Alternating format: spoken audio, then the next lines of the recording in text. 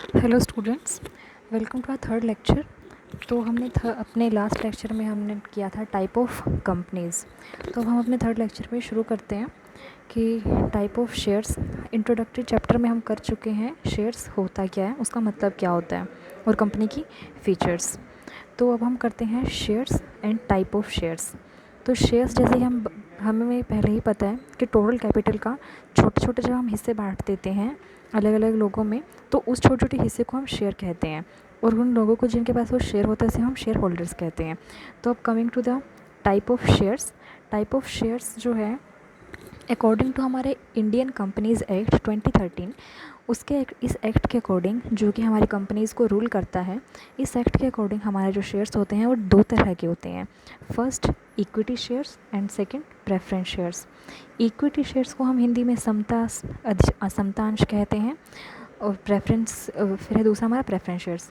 Equity shares क्या क्या मतलब होता है कि ऐसे अंश या ऐसे शेयर्स जिनका एक स्पेशल राइट होता है, carry no special right in respect of any dividend and return of capital when the company goes into liquidation. मतलब कि जो इक्विटी शेयर्स होते हैं उनका कंपनी में ऐसा कोई स्पेशल राइट नहीं होता, या फिर कंपनी की लिक्विडेशन में उनका कोई स्पेशल अधिकार नहीं होता। क्यों? क्योंकि स्पेशल अधिकार हमेशा किन शेयर्स का होता है? प्रेफरेंस शेयर्स का। जो इक्विटी शेयर्स होते हैं वे एक तरह से कंपनी के मालिक होते हैं, इक्विटी शेयर होल्डर्स। तो जितना जो भी कंपनी का है सबसे पहले हक दिया जाता है प्रेफरेंस शेयर्स को, क्योंकि उनके नाम से ही पता चलता है कि वे प्रेफरेंस शेयर है, उनको हर चीज़ में प्रेफरेंस दी जाएगी। लेकिन इक्विटी शेयर तो क्या है? समता अधिकार, ये और कंपनी के एक्चुअल ओनर होते हैं। तो कंपनी की जो डिसीजन मेकिंग और मैनेजमेंट में हिस्सा लेते हैं वो होते हैं इक्विटी शेयर होल्डर्स, ना कि प्रेफरेंस शेयर होल्डर्स। अब हम बात करते हैं मेरिट्स ऑफ इक्विटी शेयर्स।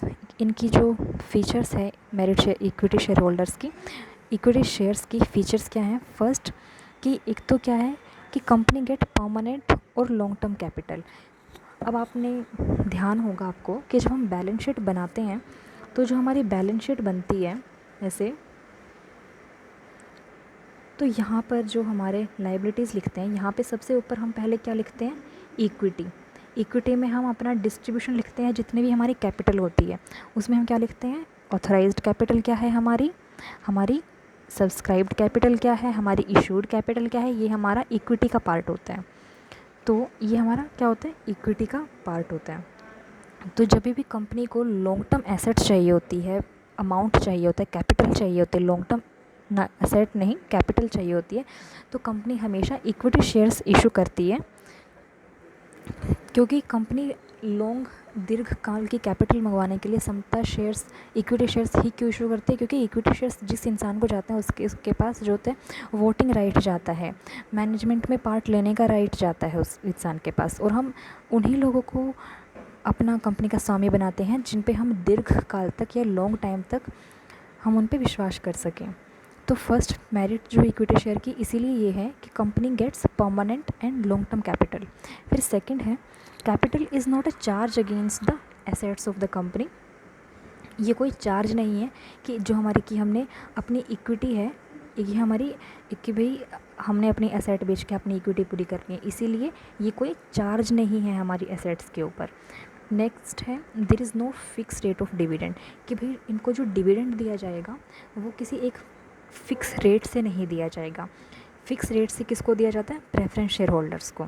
उसके बाद जो बच जाता है वो जाता है इक्विटी शेयर होल्डर्स में, किसी टाइम उनको कम भी मिल सकता है, किसी टाइम उनको ज़्यादा भी मिल सकते हैं। फिर नेक्स्ट है equity share enjoy the right of participation in the management, उनको मैनेजमेंट में पार्ट लेने का मौका मिलता है। फिर नेक्स्ट है कि are ideal investment for the shareholder. Ideal investment कैसे होती है शेयर होल्डर्स के लिए?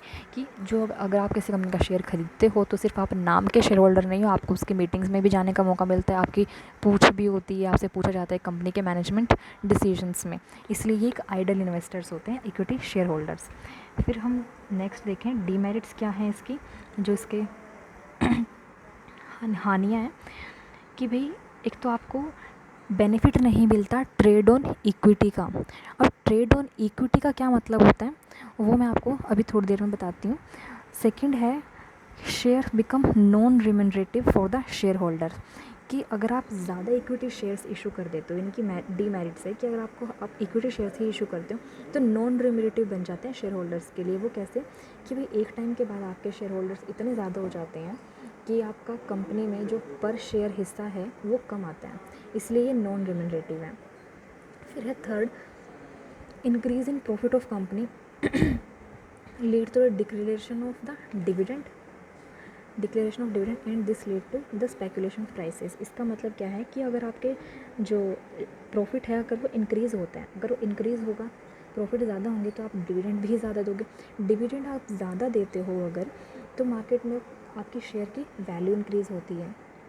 शेयर की वैल्यू अगर इंक्रीज़ होती है, एक टाइम आप कम देते हो, एक टाइम ज़्यादा देते हो, तो लोग जो है आपका शेयर का जो रेट है मार्केट में स्पेकुलेशन करते हैं, सट्टाबाजी लगाते हैं कि इस बार इस कंपनी का जो है प्रॉफिट इतना ज़्यादा आएगा तो इसका शेयर का प्राइसेस पक्का बढ़ेगा। लेकिन कई बार उसका प्राइस घट भी जाता है अगर कंपनी डिविडेंड बांटने की बजाय कहीं और दे दे। फिर नेक्स्ट है, अ कंपनी में become over capitalised in case of persistent decline in earning. कि भाई कंपनी की जो अगर अर्निंग्स कम हो रही हैं और अर्निंग कम हो रही है तो उसको पैसे की तो ज़रूरत पड़ेगी। अब वो अपने पैसे की रिक्वायरमेंट पूरी करने के लिए सिर्फ इक्विटी शेयर्स मंगवाए, किसी और तरीके से पैसा नहीं मंगवाए। अब कंपनी जो होती है वो दो तरीके से पैसे मंगवाती है मार्केट में से, एक तो शेयर्स के द्वारा पैसे उठाती है और दूसरा डिबेंचर्स के द्वारा पैसे उठाती है। बट अगर कंपनी डिबेंचर्स के द्वारा पैसे ना उठाकर सिर्फ शेयर से पैसे उठाएं तो उसका जो इक्विटी का पार्ट है जो आप लायबिलिटी में दिखाते हो, कैपिटल वाला पार्ट, वो ओवर कैपिटलाइज्ड हो जाएगा। आपका जो शेयर होल्डर्स को आपको डिविडेंड देना है वो पर शेयर होल्डर कम हो जाएगा। क्यों कम होगा वो? क्योंकि आप जब डिविडेंड बांटते हो उसका फॉर्मूला क्या होता है कि प्रॉफिट जो कि डिस्ट्रीब्यूट करना है divided by number of shares, कितने आपके शेयर्स बने हैं। तो मान लो आपके नंबर ऑफ़ शेयर्स बढ़ते जा रहे हैं, ओवर कैपिटलाइज्ड हो गया और प्रॉफिट आपका उतना ही है और ये डेली बढ़ते जा रहे हैं, तो आपका नंबर ऑफ़ शेयर्स जो अर्निंग पर शेयर के हिसाब से हो रही है वो कम हो जाती है। अब रही बात हमारी ट्रेड ऑन इक्विटी समझने की कि भी इन इक्विटी शेयर्स ज़्यादा करने से ट्रेड ऑन इक्विटी क्यों बेनिफिट नहीं मिलता। ट्रेड ऑन इक्विटी का क्या मतलब होता है वो मैं आपको एक एग्जांपल से समझाती हूँ।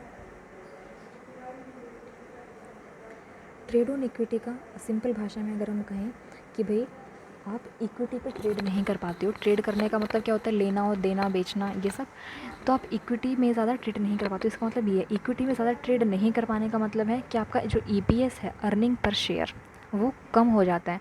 वो कम कैसे होता है उसके लिए ये एक एग्ज़ाम्पल है। वैसे ट्रेड ऑन इक्विटी जो आप टर्म है ये आप थर्ड ईयर में पढ़ते हो, लेकिन आपको सेकेंड ईयर में ही आपका एक टर्म यूज़ करी गई ट्रेड ऑन इक्विटी। तो इसके समझाने के लिए कि एग्ज़ाम्पल बनाना की ज़्यादा ज़रूरत पड़ी थी मुझे। तो ट्रेड ऑन इक्विटी का मतलब समझने के लिए एग्ज़ाम्पल है कि मान लीजिए आपकी कंपनी को 50 लाख रुपए की ज़रूरत है, ठीक है। 50 lakh rupees company needs rupees 50 lakhs. अब कंपनी को पैसे चाहिए 50 लाख रुपए। उसके पास क्या क्या ऑप्शन होते हैं पैसे उठाने के मार्केट से? या तो वो शेयर्स इशू कर दे या वो डिबेंचर्स इशू कर दे। अब वो सोचती है कि मैं दोनों इशू करूँ, शेयर्स भी करूँ और डिबेंचर्स भी करूँ, लेकिन इतना नहीं पता कि भाई ज़्यादा कहाँ से पैसे उठाऊँ, शेयर से या डिबेंचर से। तो आपके लिए दोनों केस बना दिया मैंने कि भाई एक केस में क्या है, शेयर्स ज़्यादा हैं, इसमें शेयर्स कम हैं, यहाँ पे डिबेंचर्स कम है, यहाँ पे डिबेंचर्स ज़्यादा है। तो इस 50,000 में फर्स्ट केस में ये आपका फर्स्ट केस है, ये आपका सेकंड केस है। तो फर्स्ट केस में 50 लाख की रिक्वायरमेंट में वो 35 लाख शेयर कैपिटल से उठाता है और डिबेंचर से वो 15 लाख उठाता है। इसमें सेकंड केस में 15 लाख के शेयर्स और डिबेंचर्स 35 लाख के, ठीक है। और शेयर्स का प्राइस क्या है? 1,000 रुपये के हिसाब से है। तो नंबर ऑफ़ शेयर्स कितने हो गए? 35 लाख डिवाइडेड बाय 1,000, 3500 शेयर हो गए। ऐसे यहाँ पर कैपिटल जो है 15 लाख है divided by number at the जो से एक रेट का एक शेयर का प्राइस है 1,000 है, तो नंबर ऑफ़ शेयर्स यहाँ से हमारे कितने हो गए? 1500, ठीक है। अब क्या होता है कि हमारी बात है प्रॉफिट के लिए कि हमें प्रॉफिट का डिस्ट्रीब्यूशन कैसे करेंगे ट्रेड ऑन इक्विटी देखने के लिए। तो जो है देखो, प्रॉफिट मान लो यहाँ 25 लाख है, दोनों केस में 25 लाख प्रॉफिट है। फिर हमारा जो प्रॉफिट है ये है जब आप प्रॉफिट एंड लॉस स्टेटमेंट बनाते हो तो उसमें डेबिट की साइड इंटरेस्ट माइनस करते हो ना, लेकिन ये मैंने प्रॉफिट लिया है बिना इंटरेस्ट माइनस करे। बिना इंटरेस्ट माइनस किए प्रॉफिट है हमारा 25 लाख दोनों केस में। मैंने लिखा profit before interest and tax, उसको शॉर्ट फॉर्म में लिख दिया PBIT, यहाँ पे भी PBIT, दोनों में 25 लाख है। फिर हमारा प्रॉफिट जो होता है कौन सा बांटते हैं हम, सबसे पहले हम अपना इंटरेस्ट देते हैं। सबसे पहले हमने इंटरेस्ट दिया 10%। हमारे डिबेंचर्स कितने के थे फर्स्ट केस में 15 लाख के, 15 लाख का 10% करा 1,50,000 आ गया। यहाँ पर 35 लाख के डिबेंचर थे, 35 लाख का 10% करा 3,50,000 आ गया। तो इंटरेस्ट देने के बाद हमारा प्रॉफिट जो बचता है प्रॉफिट बिफोर टैक्स, मतलब प्रॉफिट हमारा क्या है इंटरेस्ट देने के बाद, लेकिन अभी टैक्स नहीं दिया है। यहाँ पे 2,35 है, वहाँ पे सॉरी दो, यहाँ पे 23,50,000 है, यहाँ पर 21,50,000 है। ठीक है, इसके बाद ये हमारा प्रॉफिट टैक्स देने से पहले है। फिर हमारा कंपनी एक्ट के अकॉर्डिंग कंपनीज पर डायरेक्ट 30% की रेट होती है टैक्स लगने की। तो जितना भी प्रॉफिट हमारा है 2,35 है, इस पर डायरेक्ट 30% लगाए हम, 23,50,000 पे 30% टैक्स कितना बना 7,50,000। यहाँ पर 21,50,000 पे टैक्स कितना बना 30% के रेट से 6,45,000। अब हमने ये टैक्स पे करना है। ठीक है, टैक्स पे करने के बाद हमारा प्रॉफिट कितना बचा फर्स्ट केस में 16,45,000 और यहाँ पे 15,05,000। अब हमारा ये जो प्रॉफिट है हमने इंटरेस्ट भी दे दिया, हमने टैक्स भी पे कर दिया। उसके बाद जो प्रॉफिट हमारा बचा है इस प्रॉफिट को हम कैसे यूज़ करेंगे, हम इसको डिविडेंड डिक्लेयर करेंगे। डिविडेंड क्या होता है, शेयर होल्डर्स के लिए अर्निंग। डिबेंचर्स की अर्निंग क्या होती है, इंटरेस्ट। डिबेंचर्स को इंटरेस्ट मिलता है, शेयर होल्डर्स को डिविडेंड मिलता है। ठीक है, तो हम इंटरेस्ट पहले ही दे चुके हैं। अब हमारी बात आती है क्या शेयर होल्डर्स को डिविडेंड देने की। ठीक है, तो डिविडेंड देने की बात आई तो डिविडेंड हम कैसे देंगे कि हमारा जितना प्रॉफिट बचा हुआ है वो हम उसको डिवाइड करते हैं कितने हमारे शेयर्स हैं प्रेजेंट, तो उसका फॉर्मूला बनता है पैट। पैट का क्या फॉर्म है, profit after tax. Profit after tax कितना था हमारे पास 16,45,000 और यहाँ पर 15,05,000। उसके बाद हमारा नंबर ऑफ शेयर्स कितने हैं, फर्स्ट केस में 3,500, यहाँ पर 1,500। तो अब EPS का मतलब हुआ अर्निंग पर शेयर, हमारी एक शेयर के हिसाब से कितनी अर्निंग हुई है, तो हमारा total profit divided by number of shares, इसको हमने करा। यहाँ पर हमारी EPS आई 470, यहाँ पे हमारी आई 1,003।